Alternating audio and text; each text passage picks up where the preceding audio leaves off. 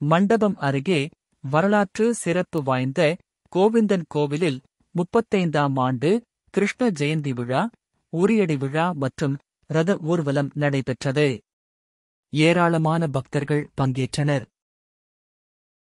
ராமநாதபுரம் மாவட்டம் மண்டபம் அருகே வேதாளை ஊராட்சி இடையர் வலசை கோவிந்தன் கோவிலில் 35ஆம் வருட கிருஷ்ண ஜெயந்தி விழா காப்பு கட்டுதலுடன் விழா துவங்கியது.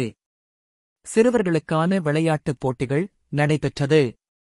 அதனைத் தொடர்ந்து கிருஷ்ணருக்கு சிறப்பு பூஜைகள் நடைபெற்றது. மதியம் அன்னதானம் வழங்கப்பட்டது. உரியடிக்கும் நிகழ்ச்சியை மண்டபம் கிழக்கு ஒன்றிய அதிமுக செயலாளர் ஜானகிராமன் தொடங்கி வைத்தார்.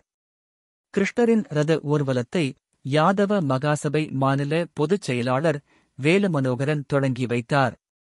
விழாவில் தீவு தாலுகா யாதவர் மகாசபை தலைவர் சந்திரன், மாவட்ட எம்.ஜி.ஆர். மன்ற இணைச் செயலாளர் ராமமூர்த்தி, ஒன்றிய அம்மா பேரவை செயலாளர் சந்திரன், ஒன்றிய இளைஞர் அணி செயலாளர் ஜோதிபாசு, ராமநாதபுரம் தாலுகா யாதவர் சங்க தலைவர் மணி மாதவன், யாதவ மகாசபை மாநில கொள்கை பரப்பு செயலாளர் பாலமுருகன், மாநில இளைஞர் அணிச் செயலாளர் ஸ்டாலின், யாதவ மகாசபை பொறுப்பாளர் வழக்கறிஞர் அன்புச்செழியன், அதிமுக கிளைச் செயலாளர் முத்து மற்றும் யாதவ மகாசபை நிர்வாகிகள், கிராம பொதுமக்கள் கலந்து கொண்டனர்.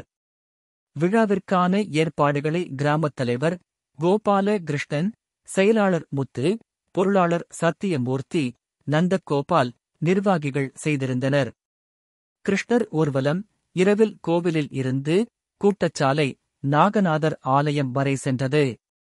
விழாவிற்கான பாதுகாப்பு ஏற்பாடுகளை மண்டபம் காவல்துறையினர் செய்திருந்தனர்.